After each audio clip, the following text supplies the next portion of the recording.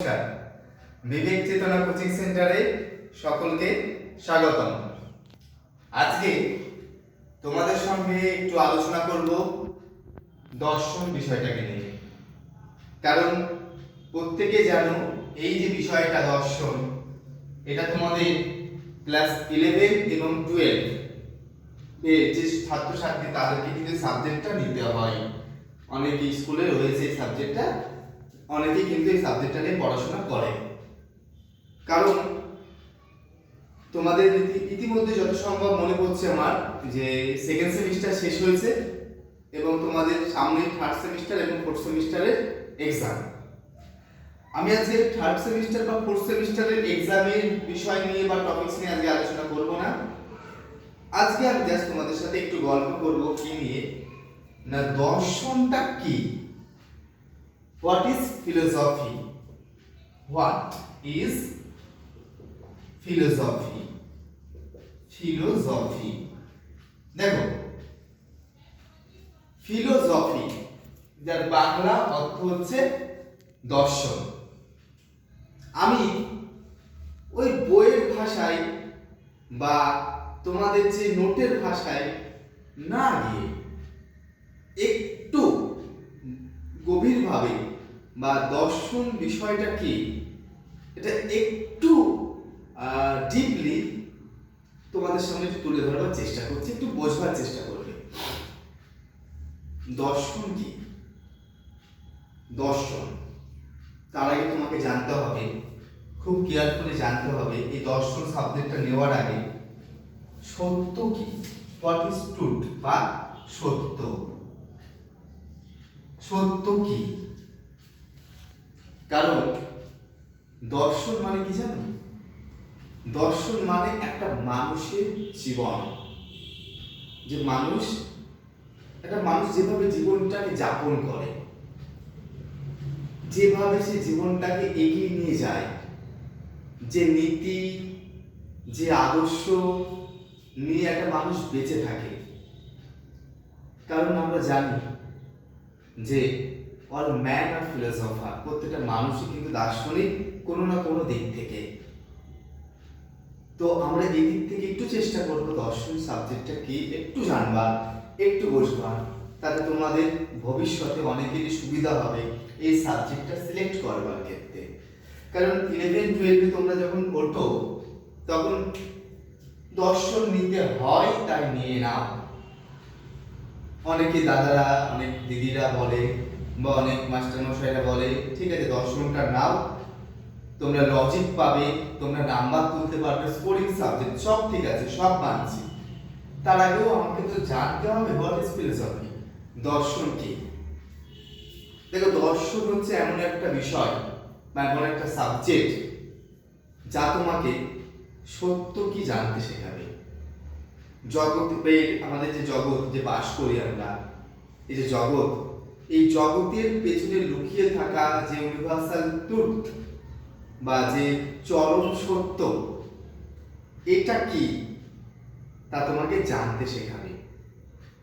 তোমরা পড়বে যে ভারতীয় দর্শনের জায়গাটা খুব সুন্দর আছে। এই ভারতীয় দর্শন যদি খুব ভালো করে চর্চা করো বা ভারতীয় দর্শনটাকে নিয়ে অনেকে পড়ে বা অনেকে যদি পড়তে পারো তোমরা, তাহলে বুঝবে যে আমাদের জগতে যেসব কিছু চলে না, যেসব কিছু আমরা দেখি, সব কিন্তুই একটা মায়া, একটা আবরণ, মিথ্যা। যা দেখছি তাই সত্য ভাবছি, কিন্তু দর্শন তোমাকে এটার বিপথে, উল্টো পথে হাঁটতে শেখাবে। যা দেখছি তা সত্য নয়, যা শুনছি তা সত্য নয়, যা মানুষ বোঝাচ্ছে তা সত্য নয়। তাহলে সত্য কি? তাহলে সত্য কি? এটা জানতে গেলে, এটা বুঝতে গেলে, কিছুটা উপলব্ধি করতে গেলেও তোমাকে কিন্তু কিছুটা হলেও ফিলোসফির ছত্রছায়ায় বা দর্শনের ছত্রছায়ায় আসতে হবে। এই সাবজেক্টটাকে নিয়ে একটু পড়াশোনা করতে হবে। শুধু পড়াশোনা করলেই হবে না, এই বিষয়টাকে নিয়ে একটু চর্চা করতে হবে, জীবন চর্চা। দর্শন তোমাকে কি বললাম শেখাবে জগতের পেছনে লুকিয়ে থাকা সত্যটা কি, একটা মানুষ কিভাবে জীবনকে যাপন করে এবং সব থেকে গুরুত্বপূর্ণ জানো, আমাদের বিশেষ করে ভারতীয় দর্শন থেকে শুরু করে পাশ্চাত্য দর্শন থেকে শুরু করে সব থেকে গুরুত্বপূর্ণ যে প্রশ্নটা, তুমি কে, হু আর ইউ, তুমি কে বা আমি কে, তুমি বা আমি। এখন যদি বলে তুমি কি, বলবে স্যার আমি হচ্ছি অমুক, তোমার নামটা বলবে, হয় বলবে রাম শ্যাম যদু মধু। আমাদের এগুলো কি, এগুলো আমাদের বাহ্যিক পরিচয়, তাই না? আমাদের এক্সিস্টেন্স এই যে আমি রাম শ্যাম যদু মধু এটা নয়। হু আর ইউ, তোমার প্রকৃত তোমার স্পিরিচুয়াল এক্সিস্টেন্সটা কি, এটা কিন্তু শেখাবে তোমাকে দর্শন। তাই দর্শন শুধুমাত্রই ওই ঈশ্বর আত্মা আমরা মানি, আমরা অনেকে শুনেছি বলে দর্শন মানে ওই তোমার হচ্ছে চার বাগদের সেই ভূত বেদ আত্মা দেহ মন এগুলো। পাশ্চাত্য দর্শনে কিছু আছে রক বাকলে হুমের সেই কিছু দ্রব্য তত্ত্ব, কিছু হচ্ছে দেহ মন সমস্যা এগুলো। কিন্তু অ্যাকচুয়ালি আমরা এই বিষয়টাকে একটু যদি চর্চার মধ্যে রাখি, একটু যদি বোঝবার চেষ্টা করি, তাহলে কিন্তু অনেকটাই আমাদের কাছে পরিষ্কার হবে এই বিষয়টা কি। একটা কথা বলে রাখি, বিষয়টা কি, এটা হচ্ছে তোমাকে অন্ধকার থেকে আলোর পথ দেখাবে দর্শন। কি দেখাবে? অন্ধকার থেকে আলোর পথে চলতে শেখাবে দর্শন। তোমার জীবনের লাথি হবে দর্শন। তুমি জীবনে কোনো সিদ্ধান্ত নেওয়ার আগে একবার হলেও ভাববে। তোমার মধ্যে যুক্তিবোধ, বিবেক, চেতনা, আত্মবিশ্বাস, নৈতিকতা, আদর্শের পরিপূর্ণ বাহক হবে দর্শন। শব্দগুলো খুব ভারী লাগছে না? শব্দগুলো হয়তো ভাবতো স্যার কি সহজেই বলে দিচ্ছে, হয়তো এই শব্দগুলো তোমরা কোনো শিক্ষকের মুখ থেকে, কোনো দাদা দিদির মুখ থেকে শুনেছো বা কোনো পরিবারের মানুষের কাছ থেকে শিখেছো, কিন্তু কিভাবে এগুলোকে নিয়ে বেঁচে থাকতে হয়, কিভাবে এগুলোকে নিয়ে এগিয়ে যেতে হয়, সেটা শেখাবে দর্শন। তোমাকে শেখাবে অন্ধকার থেকে আলোর পথে যেতে। খুব সহজ একটা উদাহরণ দিই, তাহলে তোমরা বুঝতে পারবে দর্শন বিষয়টা তোমাকে কি করতে অ্যাকচুয়ালি সাহায্য করবে। ধরো ফর এক্সাম্পল, তোমরা দর্শনে ওটা পড়বে, ওয়েস্টার্ন ফিলোসফিতে একটা খুব সুন্দর একটা উদাহরণ ছিল যে একটা কালো চশমা তুমি পরে আছো, ওকে? ধরো একটা কালো চশমা পরে আছে, সেই কালো চশমাটা পরে থাকলে তুমি কি দেখবে? তোমার চারপাশে যা রয়েছে সবকিছু কি কালো দেখাবে। এখন প্রশ্নটা হচ্ছে এখানে, অ্যাকচুয়ালি কি সেগুলো কালো? প্রকৃতপক্ষে কি সেটা কালো দেখায়? কালো আর আলো কি সেটা কালো? তা তো নয়। তুমি চশমার সাহায্যে সেটা কি দেখছো? কালো দেখছো। তার মানে এখানে তোমার কি ভ্রান্ত একটা জ্ঞান হচ্ছে, তাই না? ভ্রান্ত জ্ঞান হচ্ছে। কালো কিন্তু তা আদৌ নয়।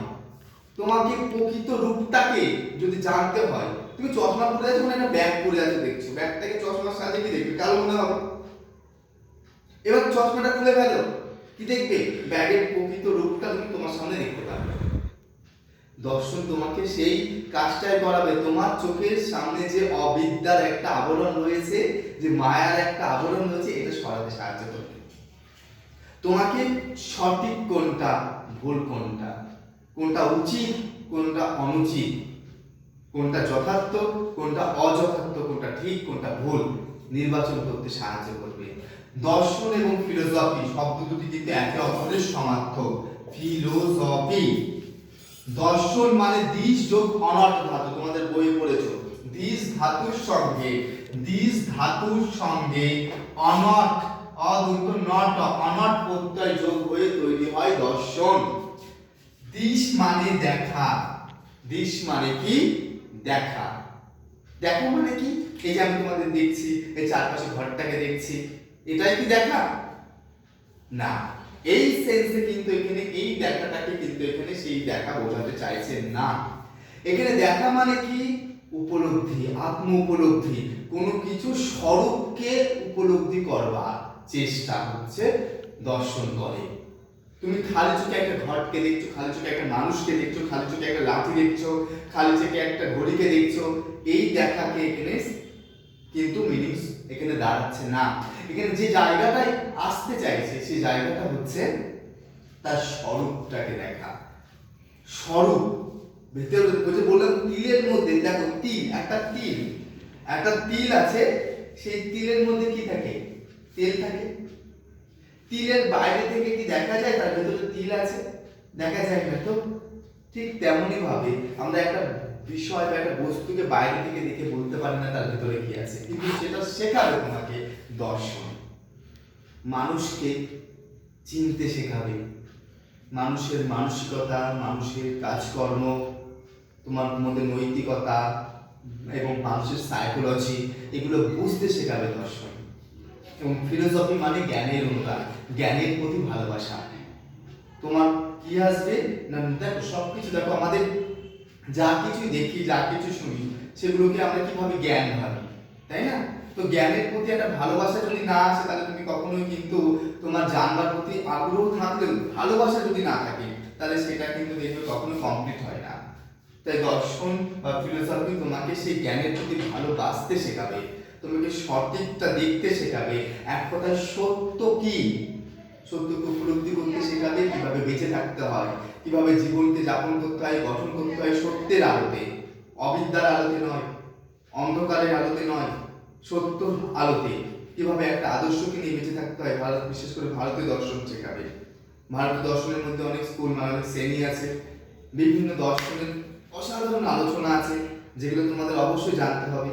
এবং তোমরা জানো যে আমাদের এই ভারতবর্ষের মাটিতেই মহান মহান দার্শনিকদের আবির্ভাব ঘটেছে।